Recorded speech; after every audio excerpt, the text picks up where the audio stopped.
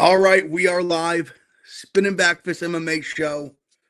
It's your boy Big Ev. UFC 330 in the books. Islam Makhachev and still pound for pound one defends his second belt against Ian Garry. A lot of thoughts on that. We'll get in that into a second. Let's people get in the chat. Appreciate everyone out here tonight. Honestly, incredible card. Really, really great card. We had some super chats already. We'll get those going. Islam is a great champion, not going to sub a lot of guys at this weight. Everyone is just so tall, which is why I give him even more credit because he could have stayed 155 and break everyone. You got to continue to respect. The challenge is massive this way because of the length. For example, Gary's leg looked like they were up to Islam's eyes, for God's sakes. Yeah, I mean, I agree with that. Let me get this off. I agree with the take. I mean, I'll answer that quick. I'll rate the card, and then we'll get back into it from the main event down.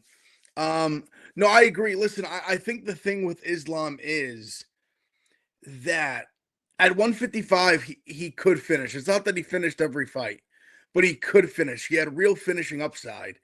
And then I think what we've seen in two performances at 170 is with JDM, who he was able to maul on the ground. Excuse me, let me rephrase maul. He was able to take down, hold down dominantly, basically from the start of every round to the end of every round. Ian Garry, he really couldn't. He was able to take him down momentarily, but Ian Garry was always able to get back up to his feet. I even thought in the first round, not that Islam wouldn't have won the round because he clearly won the round, but I thought they let him just kind of hold Garry against the cage with like zero threat of anything for almost 4 minutes. And then the second round, I think Ian Garry's really going to be kicking himself for eating that kick on the exchange when he was coming out, because I think he was starting to really pick up momentum. I think he was winning the round up until that point when he got dropped at the kick, and then obviously just changed the whole momentum of the round. He loses the round and then fights a really good third round. I'm gonna get into it though. I'm jumping all over the place here. There's so much happened. UFC 333 got announced, banger card, so much to talk about. So let me just mentally organize this real quick. So we always do this. We start out initial knee-jerk reaction, we rank the card, and then at the end, once we've talked it all through, then we're gonna re-rank it. This was a card, obviously, didn't have a lot of hype going into it. I think the main event was hype because Islam's such a big star. Garry is so controversial. He just has so many people have so many opinions about him. I mean, we had fuck you, Garry, fuck you, Ian Garry in the chat, not in the chat, in the arena in Philly. But I mean, the card really was insane. I would give this probably an 8.6, 8.7, like really strong. I mean, the prelims were just out of this world incredible. The main card was really great too. Obviously, co-main was kind of a dud. Thought Dern was going to get a finish there in the first round. Thought she was going to get that choke. And then the main event was entertaining. Obviously, there was a lot of leaning against the cage and stuff like that, but I think it was just entertaining, just what was on the line, the stakes for Islam, and that we felt real chinks in his armor. There was real momentum that Garry had, and I really think anyone who watches that fight rationally can really sit there and say that was a very, very winnable fight for Ian Garry. Very winnable fight. So we'll just get with that off the rip. I'll just kind of keep going with that.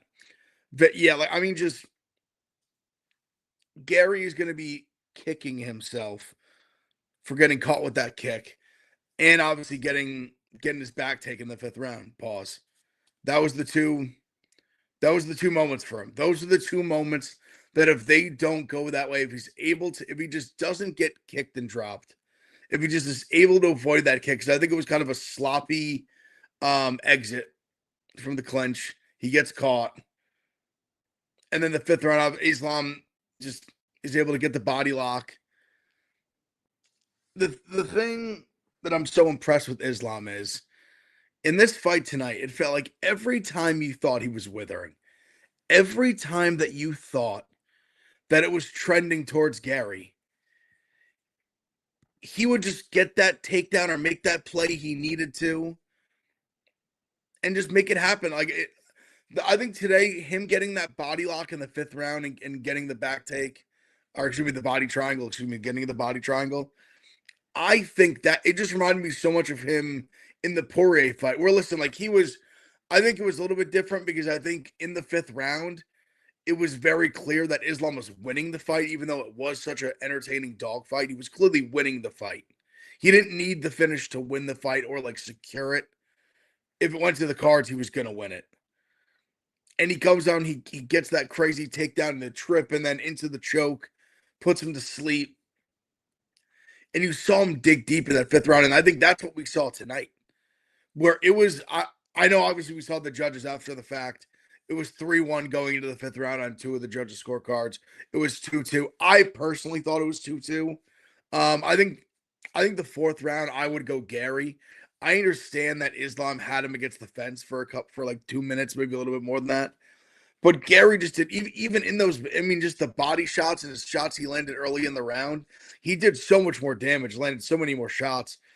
And Islam didn't do anything with it. He didn't really get takedowns. When he did, they were short-lived. And then he just held him against the cage. I think Garry did significantly more damage and just really did more to deserve to win that round. So I really thought it was 2-2 going in the 5th round. And then Islam digs deep, gets his back, gets the body triangle, controls him for the rest of the round, and wins the fight, retains his belt.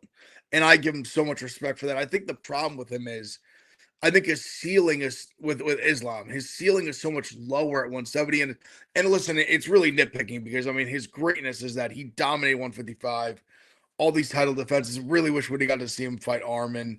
Really wish we'd have got to see him fight Ilya at 155. Obviously, we didn't get to see that. It is what it is. Really, it's crazy we didn't get to see him fight Gaethje either. Now, even though I do I think he'd beat Gaethje? Yeah, I do. And that's no disrespect to Gaethje. It's just what it is. But I think his problem at 170 is he doesn't have the finishing upside. JDM was the best matchup he could ever have. I've talked about in the previews of this week and stuff. The difference between JDM and Garry was we had seen JDM get taken down and held down in fights. We saw it in the Gilbert Burns fight. We saw it in the Basil Hafez fight. We've seen it happen. Garry, we've never seen it happen. And then it didn't happen with Islam tonight. And Islam getting up to this bigger weight class, he can't, he can win. He can overpower guys in the set. He can control and he can win. But he can't overwhelm them into finishes. And I'm very curious what happens with a Prates or Morales. I think Morales is the worst matchup for him. I think Morales could definitely beat him. I think if he can just defend the takedowns even somewhat to Garry, I think he has so much power. The physicality he'll be so much bigger than him in there. Prates is interesting too because he's such a dangerous striker, but I just feel like I see more of a path where Prates just gets held down. And I think Prates could win the fight, but I think it's more likely in my brain when I envision it that I see a scenario where Prates could just get held down and really controlled on the mat for long periods of time and just banking rounds by Islam. But good for Islam, he won it. Like I said, I think Garry's really going to be frustrated when there was moments for him. And it's crazy. It's not crazy that he gets the hate because I understand it. And this week I thought I actually was someone who I don't even want to say defended him. It was more just people hated him so much that I'm kind of like, all right, man, listen, you call him a cuck. The taking the wife's last name. I get it. It's easy to hate on. I'm not even sitting here. I'm not defending that at all. I think it was more just that he really is such a good fighter. And I think people coming into this fight, were getting obviously Islam's rugged mountain, Dagestani Russian guy. And he's a tough guy. But I think Ian Garry wasn't getting that same respect as a fighter. And I think regardless of what you think of him, he should have earned that tonight. He clearly showed he's a championship caliber fighter and was worthy of this, getting the shot, and really could have won the fight. And I think has a chance to get back to another title shot. Like he said, after he's only 28. He was cringy as hell this week in the way him, I mean, just shutting down Oscar Willis at the presser when Oscar Willis didn't even really like say anything, and even just getting on the mic and on the media day and just saying, let's keep it professional off the rip. Like, no non-fighting questions. Like, come on, man. Come on. You can't do that. Like, you just can't do that. People are always going to hate on that. But the thing with Garry that I just really don't think you can hate on is the guy's a real deal fighter. And I think there's a solid chance that he touches gold at some point in his career. I could easily see him ripping off a couple wins and getting back. 170 is a logjam. I think that's the hard part, and that's why he'll have to definitely win at least a couple, maybe 3 even to get back. Just because Morales is going to get one, Prates is going to get one. Especially Morales is so young, like he's going to get a title shot at some point, whether it's in the next 6 months to a year, whether it's in 3, like he's getting a title shot. And I think Prates is such a star, and what he's done is so incredible how active he's been. I wouldn't even be shocked at all if Prates was the one to get the next shot, even with the loss to Garry. Like, he's just been so impressive. The way he just blitzed through JDM, I could see that being a no-brainer. I mean, they're dying to give that guy big stages, and he delivers. So you got to give him credit there. All right, we'll go to the co-main. Mackenzie Dern, I mean, dominant. She was probably even more dominant than I thought she would be, but I was pretty confident in Dern. I just thought she was the more well-rounded fighter, the clear jiu-jitsu, clearly better jiu-jitsu.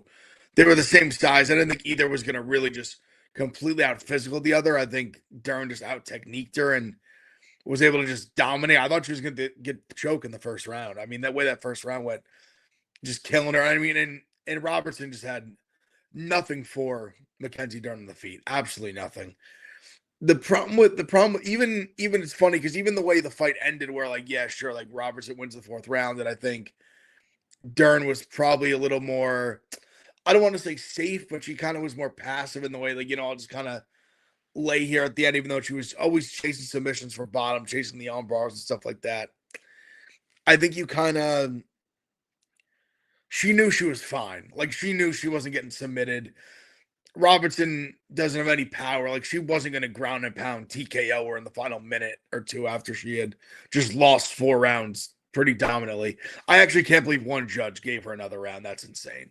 Dern clearly won all 4 rounds, the first 4 rounds, like not even close. But good win for Dern. Robertson just posed zero threat. Like I said, even at the end, there was never even 1 second that I thought that Robertson was going to win this fight, or even like pose any kind of a threat. Just wasn't happening. So good for Mackenzie Dern. I think they obviously, good looking girl. UFC wants her to do well. I get it. That's what they're hyped on. Yeah, Wei Lee's getting this next fight. Wei Lee's getting the next fight, and I think she smokes. I think she probably smokes Dern. Although Dern's been impressed. Like, I have to give her some credit. Like, she's been good, but I don't want to, like, y'all must have forgot Wei Lee because we saw her move up in weight class and the size be too much. And I think it just, especially when you have these women going from 115 to 125, I think just you have to keep in mind, like, the 10 pounds to someone that's 150 pounds, just a massive chunk of just like the ratio of body weight you're going up in is enormous. And Valentina was able to just dominate that way, but I don't think Dern's gonna be able to take down and hold down a Waylay like that. I know it's happened where like Rose did it, and it's happened a little bit, but I don't know. I think Waylay's got that. But respect to Dern, she was definitely much, much better. And I agree with Jesse Adams. Her striking's gotten a lot better. She hits hard. She was clearly better on the feet tonight. Also, actually, Stout, appreciate you bringing this up. Not he knew by the end of round 1 for sure. Everyone knew. Everyone and their mother knew. Blind Stevie Wonder knew. Blind people knew. Dead people knew. Helen Keller knew. Dead and blind. She knew. But it was funny to me in one way, in like a troll way, but I was almost like felt bad in another way. When they had the close up on Dean Thomas in the corner before the 5th round, you're sitting there waiting for him to give this like Leon coach, like, pull it out the fire, mate. Pull it out the fire. You're waiting for something like that to happen, even though, listen, it made no difference. like, it feels like God could have came down and touched Jillian Robertson in that moment. She wasn't winning the fight. But Dean Thomas with the most dejected, just limp dick, like hype up speech of all time between the fourth and fifth round. Just, yeah, like, don't, just whatever, you're fucked. See you at the end of this round, girl. That was it. That was basically it. He might as well have said that. Good luck. But yeah, we'll see Waylay and Dern next. Jaylen Turner. Jaylen Turner. What a comeback for Jaylen Turner.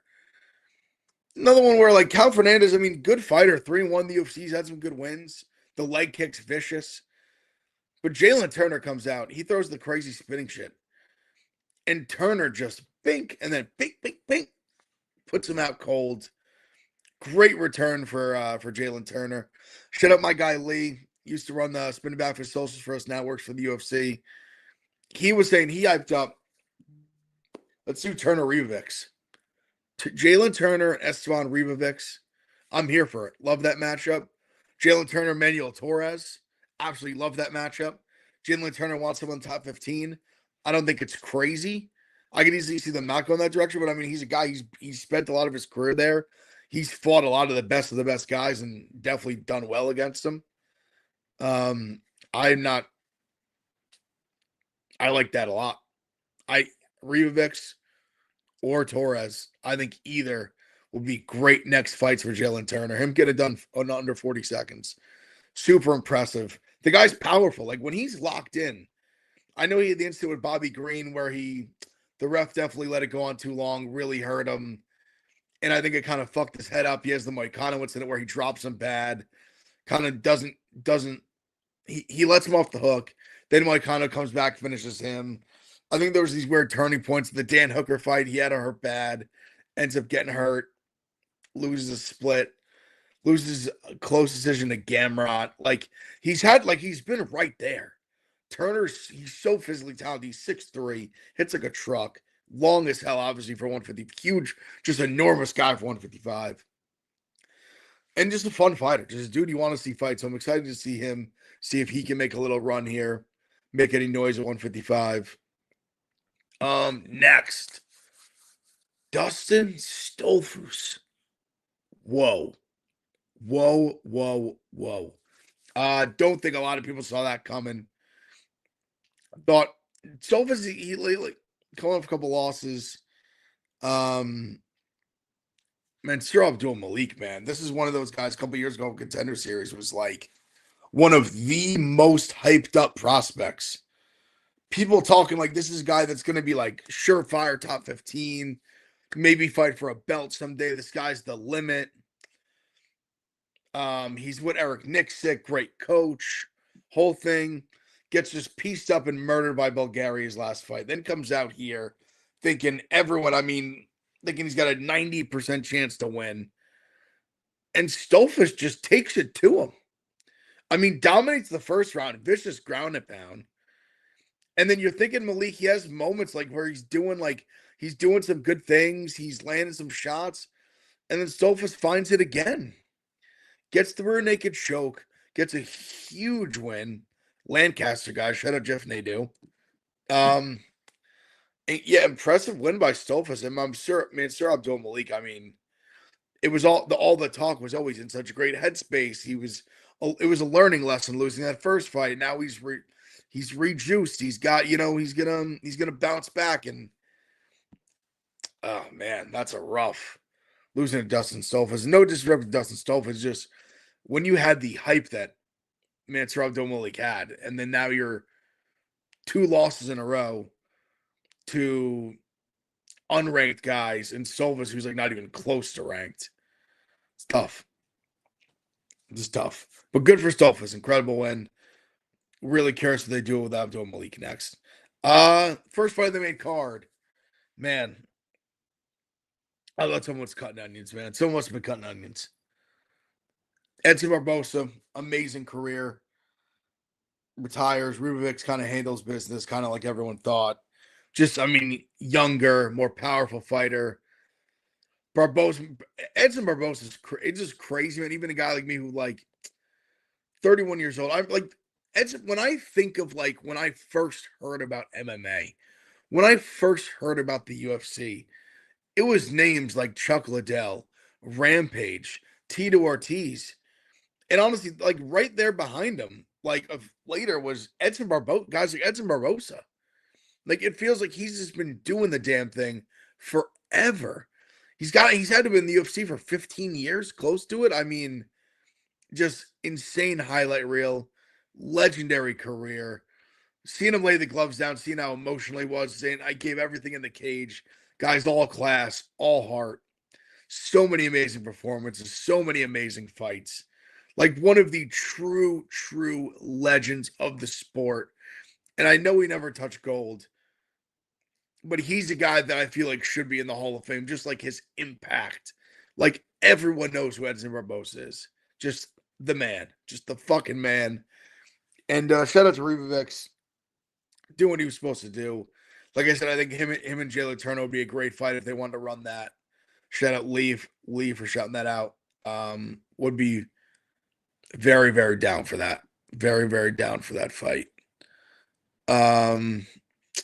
What else we got? So prelims, Chidi versus Joe Alvarez. Good win for Chidi. Tough for Alvarez at 170. Back-to-back losses now. Just didn't think he fought. It was a tough matchup for him, obviously, but I mean, listen, he was supposed to win. Just kind of just played into Chidi's game. Chidi just leg kicks, punches, long guy, just wasn't basically was really the only not exciting fight on the prelims. Basically every fight leading up to it was a banger, sick moments, crazy finishes.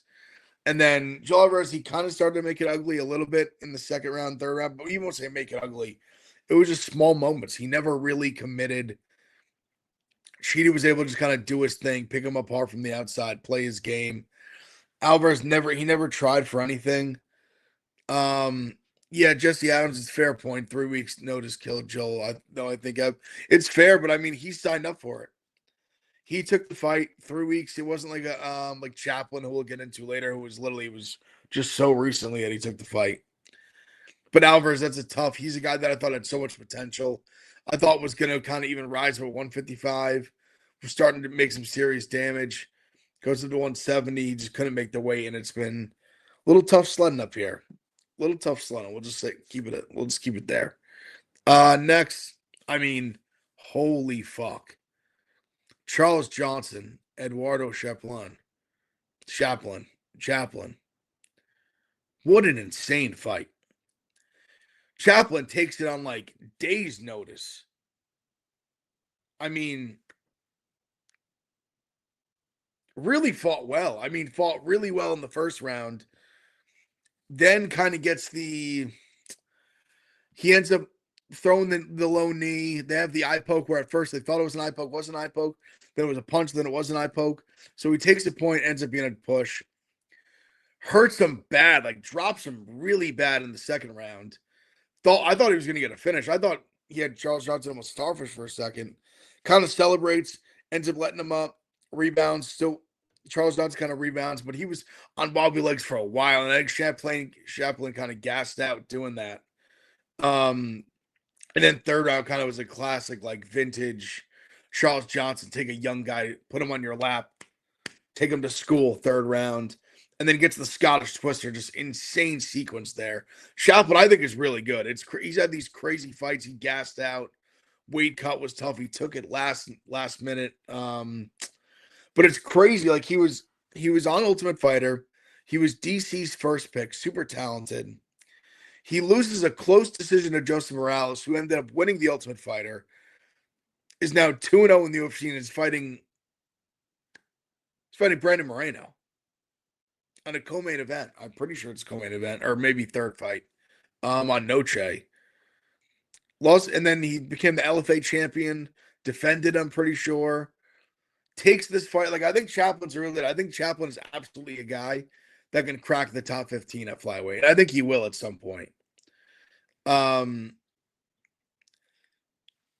But here, shout out Jesse. I have another good point too. It did laugh. Charles giving DC a little shit after the fight. We were cracking up in the group chat. Just obviously, Eduardo's a DC guy.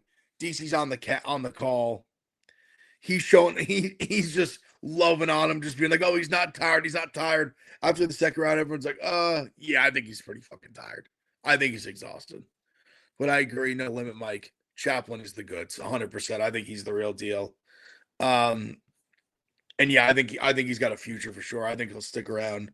I think he'll stick around the UFC for a while. Like I said, I think he will crack the top 15 at some point. Next, Dante Johnson.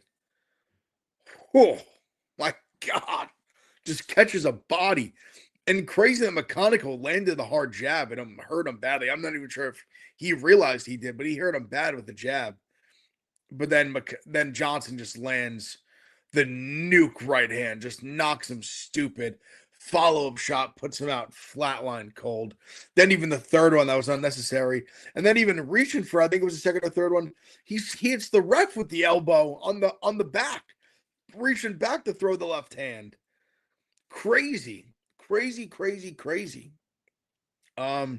gonna put this on the board because I like this from Stout. Yeah, Dante Johnson, Trayshawn Gore. I'm here for it. Or shut up, my guy Balsley, my guy Dante Johnson versus Stoltzfus next. Why not? I'm not mad at that either. I think I would like. Which one do I like better?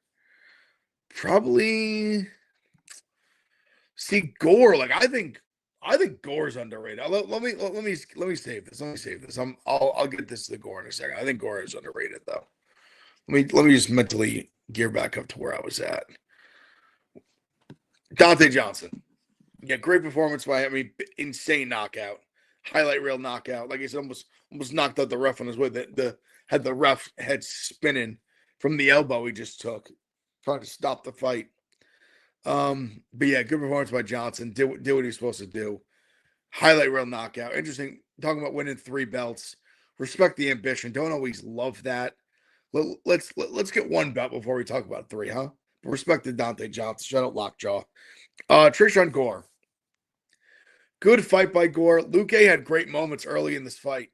I thought he had the choke. I don't know how Trayshawn Gore survived the Darce, the almighty Vincente Luque Darce. But Trayshawn Gore is a fascinating fighter. Because he was someone who kind of unique too. Came in the Ultimate Fighter, didn't have a lot of fights. Was supposed to fight Brian Battle in the actual Ultimate Fighter finale. He ends up getting hurt, so he fights somebody else. I think he fought Gilbert Urbina. Then they did end up fighting in the UFC. Battle beat him. But Gore's, I mean, coming off getting the wins of Makhachev and Luque back to back, really nice wins for Gore, and he's gonna stick around, man. Trayshawn Gore is interesting, and I think him and Dante Johnson would make a great fight. I'm here for a Dante Johnson, Trayshawn Gore fight because I think it'd be a fucking banger too, an absolute banger. But next we got Rafael Tobias versus Lucas Fernando. This was such a good card that you almost forgot about Lucas Fernando, how dominant he was tonight and how good he looked in his UFC debut. This guy's a problem at light heavyweight. Big guy, powerful striker, really diverse with the strikes. I mean, the finishing knee was just nasty to the body. Punches, kicks, really, really sharp. And I think it's going to be a serious problem. Really excited to see him next, see what they do next with him. But shout out Lucas Fernando. Big prospect to keep an eye on. Put a pin in him at 205. Then Neil Magny versus Ramiz Brahimaj. Neil Magny brought Brahimaj to the Magnyverse. This is what Neil Magny does. He gets dominated the first round, and then he comes back in the second round. He takes over and just bing, just absolutely melts Ramiz. And I like Ramiz. Ramiz is a good fighter, but Neil Magny, put some respect on this man's name, man. What a run this still guy's on. He's still doing it. 39, still doing it. And beating good guys. Like Ramiz is a good fighter. He is beating good quality fighters still. Shout out to Neil Magny, man. I couldn't have said it better myself. A true vet's vet. If you can't beat him, you have no reason to be ranked. Couldn't agree more. One day we're gonna have to do like a gatekeeper like rankings. he's like there's levels to gatekeeping, but I think when it comes to like ranked gatekeepers and climbing the ladder gatekeepers, like Neil Magny's got to be one of the best. Absolutely one of the best. Yep, Scooby Doobies. Neil shows veterans how to hold it down 100%, man. I mean, he's had listen, the best guys get him like he got put to sleep by Prates, by Morales. But man, when he fights fucking I mean, he's got scalps, man. ZDS, Ramiz tonight. Who am I drawing? Mike Malott. Like the guy's the real deal, man. He's beating guys that are still ranked right now. You get to him, and then the first fight of the night, Jeremiah Wells, the Philly hometown kid. I didn't see who they gave bonuses to. I'm gonna check. But if Wells didn't get a bonus, that's a shame because he deserved it. I mean, just like no one gave him a shot. He gets dominated the first 2 rounds, and then he puts Miktovic to sleep. Orbe's fucking good. Orbe's really good. Really good. To put him to sleep like that, so impressive. So I think where we kind of wrap up and kind of get into some bigger picture things, I think I don't know if they've said the bonuses yet, but my guess for the bonuses is going to be, I think Wells is going to get one. I think Turner's going to get one. I think Stoltzfus is going to get one. Oh, John. Ooh, this is actually tough. I think Wells should get one. I think Dante Johnson should. I think Charles Johnson should. And I think Stoltzfus or Turner should. Probably Stoltzfus really should. I could see them maybe not giving one to Charles Johnson, but just because he was a Scottish twister, I was kind of thinking they might. But yeah, my official, I'll go. Stoltzfus gets one, Turner gets one, Dante Johnson, and then Jeremiah Wells. Let's see what we got. We're gonna check to see who actually won them if they announced. I feel like they had to by now. They haven't yet. I don't think. Let's see. Then is Dana doing the press conferences? Bronsteiner, shout out Aaron Bronsteiner. All right, so we got Wells, Johnson. Okay, so about what we thought. Good for Jeremiah Wells. He deserved that 100K, 100%. Absolutely deserved 100K. So Charles Johnson got it, Turner got it, and Stoltzfus. So who did I say that didn't get?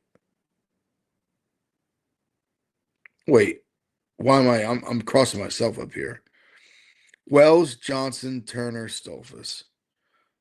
Yeah, so Jeremiah Wells, Dante Johnson.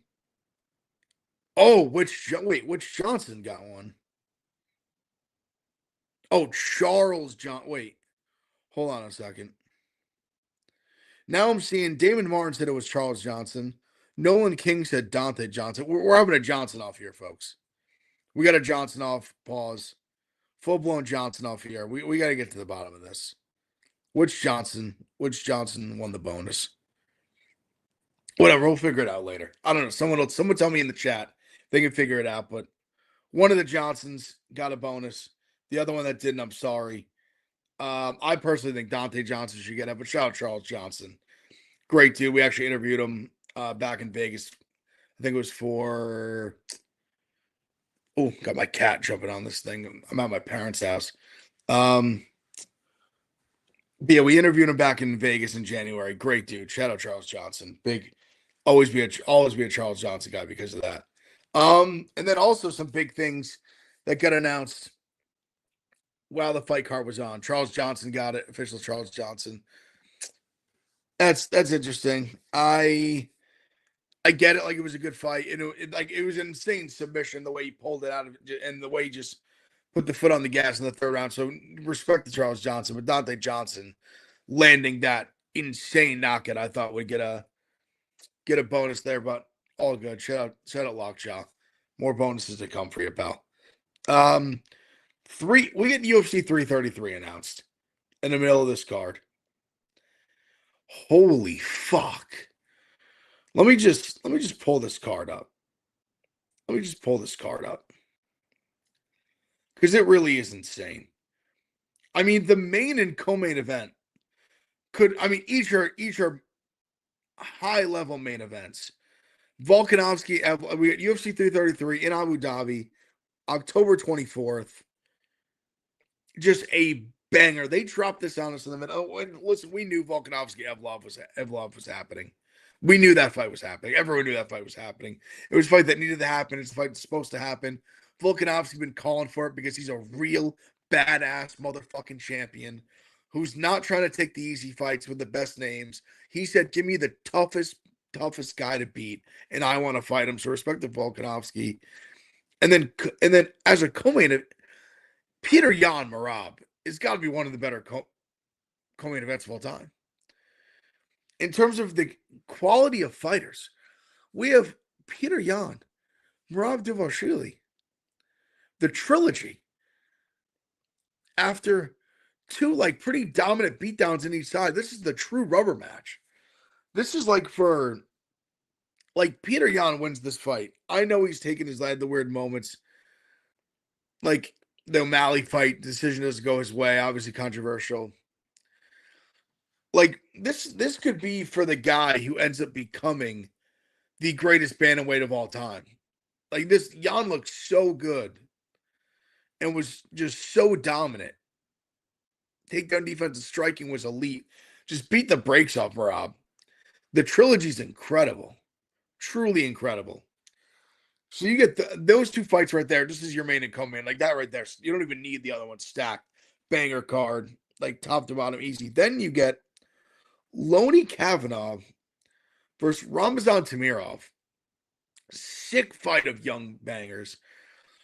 Loney obviously coming off the loss for Rival. Tamirov coming off the nuke of a win over Ursag. Two of these guys are going to scrap. Loney with, I think, the faster. He's got power too, but faster, dancing, leg kicks, just dynamic striking. And Tamirov just throwing fucking bombs and walking forward. Sick fight. Then you have Volkov, Kuniev, who I think Kuniev is one of the more slept-on guys at heavyweight right now. Legit contender. Would not be shocked at all if Kuniev, maybe is he the most exciting in the world? No, even though he wasn't his last fight. But I would not be shocked at all if Kuniev fought for a belt one day. Wouldn't shock me at all. And then, good God. Good God. Arnold Allen versus Aaron Pico. To kick off this main card. That's what dreams are made of, folks. That's what dreams are made of. Aaron Pico, Arnold Allen is guaranteed violence. Someone's probably going to die. I know Pico went the decision against Pitbull, but someone's going to die in this fight. Could be Pico. Could be Arnold Allen, even though Arnold Allen's got a crazy chin. Really good fighter. The performance gets Melky Costa. The guy's back, baby. Love Arnold Allen. Another guy we interviewed in Vegas that week. Great guy as well. Very funny guy. Big fan of Arnold Allen. This fight's awesome. And then the feature prelim is Dominic Reyes versus Azamat Murka. Why do I always get his name fucked up? Mirzakhanov. Incredible fight. Grant Dawson versus Tuliev. Great card. 333. Absolutely stacked. Love it. Honestly, Jesse's right. It's going to be 333. It's going to be in the middle of a college football Saturday.